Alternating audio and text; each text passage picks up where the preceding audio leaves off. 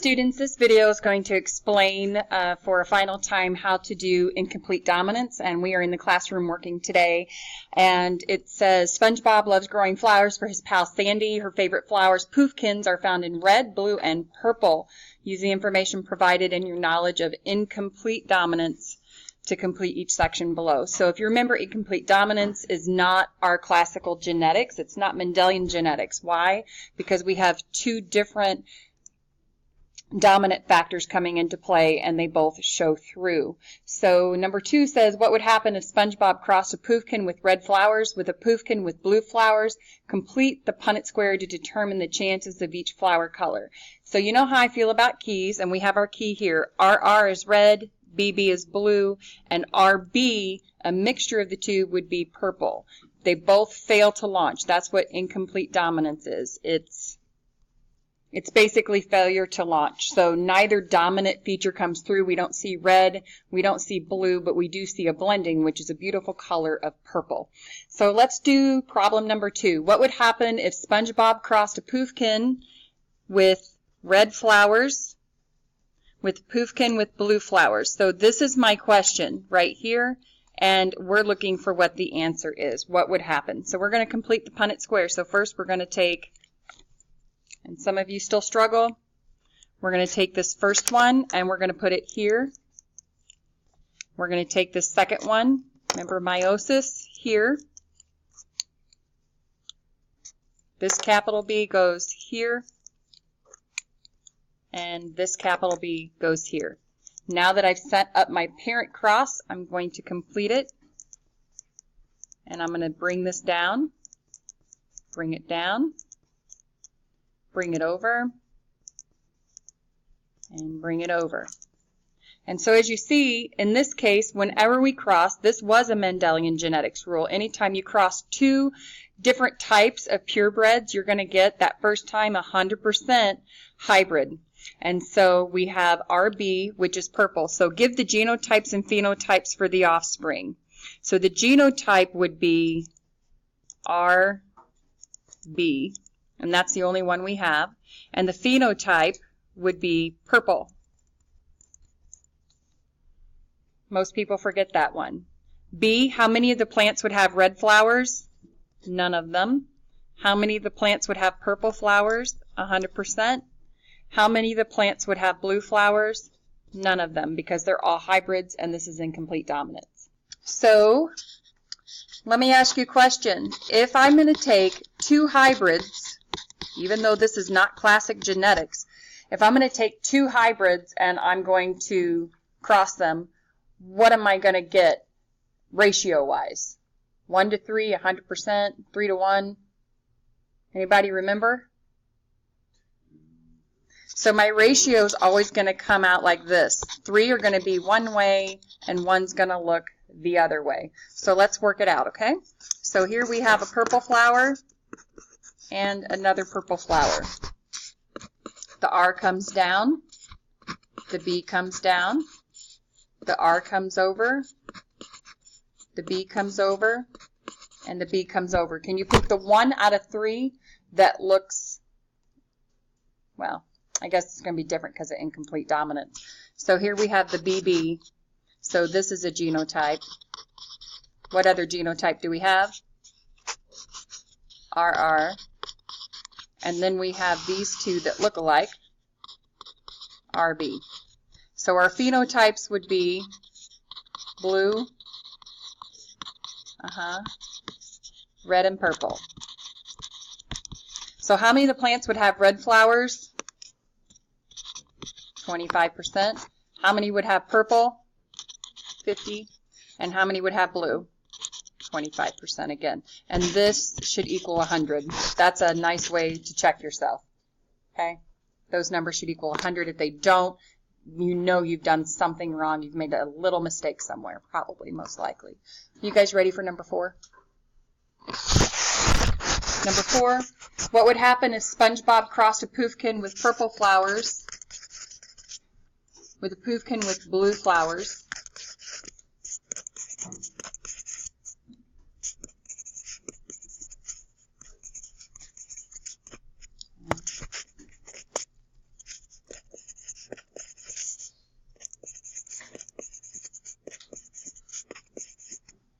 Do I have any red flowers this time? No.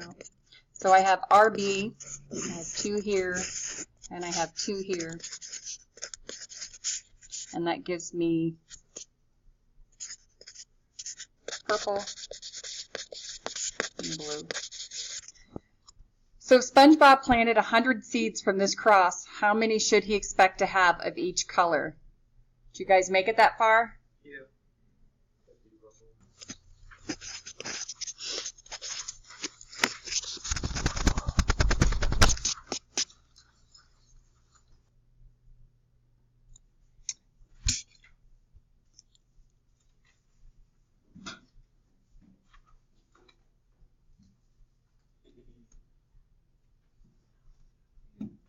Guys, make sure your phones are put up.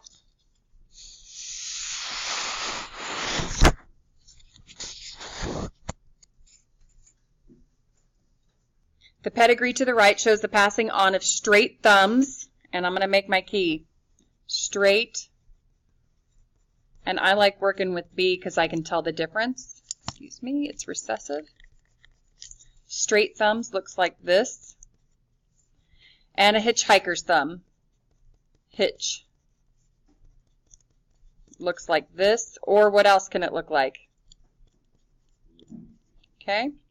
Shaded shapes mean the person has a straight thumb, so I'm going to put this, and I want you to do it. If I'm doing it, you're doing it. Make your key. And if it looks like this, or like this, or if it looks like this, it's a hitchhiker's thumb. Okay.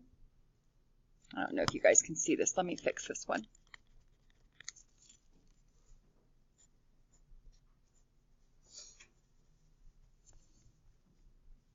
What does the square represent? Just a square. What does a square represent? Boy or girl? Male. And what about the circle? And I remember circles are female because girls have the babies and their bellies get round. That's how I remember it. Okay. So now that I've made my key, now you're not always going to have to make a crazy key like this, but if I were you in the beginning, I would. The pedigree to the right shows the passing on of straight thumbs and a hitchhiker's thumb in a family. Shaded shapes mean the person has a straight thumb. So what is the genotype? And this is the generation. So first generation, second generation, third. We're looking at the 4th generation here. So 4th generation, first person. What's this person's genotype based on what I'm seeing up here? It's little b, so write little b. Now some people put recessive, and that's okay. I'm glad that you know that it's recessive, but make sure you are aware that whenever it says genotype, it's asking you to write the allele. And that's what that is, the allele. What is the genotype for the 3rd kid? BB, or 2 smalls. Now it's wanting us to look at the 3rd generation, first offspring. What is this one? What's big B, big B? Why is it not big B, little b? Because that's an option. Big B, little b is an option. Why am I not using that one? Because it's 100% pure, right? 100% pure. This means somebody's a carrier. So this would look like this, right? And this one looks like this. So what is the genotype of 2? Same thing? Yeah.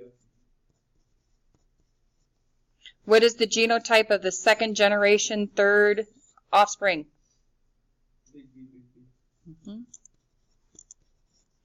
And is it possible, well, let me ask you this. If you look at the problem below, we see some shading. Is it possible to have a carrier and not know it yet? If they're still building it, it is a possibility. So unless we know for sure, if they've told us we're looking at carrier status, unless we know for sure, there is always that possibility some's a carrier if we're still building the chart. Is it possible for individual 4-2, so we're talking about this one, to be a carrier? And the answer is going to be yes. And the answer is because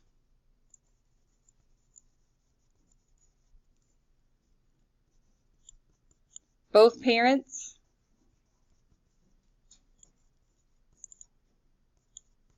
had to be heterozygous, which means a hybrid,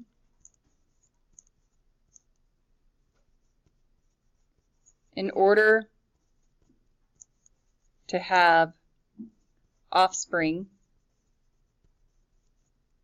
that are this. So write that down, we'll talk about it. So what I've done is I've come up and I've highlighted number 3 and 4. It asks the genotypes of these two, right? So these two are presenting, if I'm going to do a Punnett square, they're presenting that they look like this. They're saying that this is the cross, correct? So if I cross those in a Punnett square, that's why I wanted to go over it. What are going to be 100% of my possibilities for babies?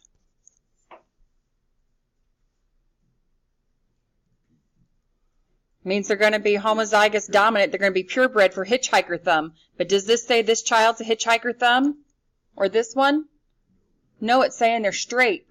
That means there had to be something somewhere. They're getting this allele from one of their parents because they get one from mom and one from dad, right? They're getting this allele from one of their parents, one from mom, one for dad. So that means if this one looks like this, it's contributing that unknown gene it didn't know it had. And if this one looks like this, but yet they have a kid that looks like this, it could only be this. That's your two people who have brown eyes can have a baby who has blue eyes because they had that hidden recessive gene in there. So here I have a key, big B equals normal. What would that look like in a genotype? Big B, what would that look like in a pedigree chart? We would have a clear square and a clear circle. We would also have normal. They show normal, but yet they're not colorblind. They can only pass it on.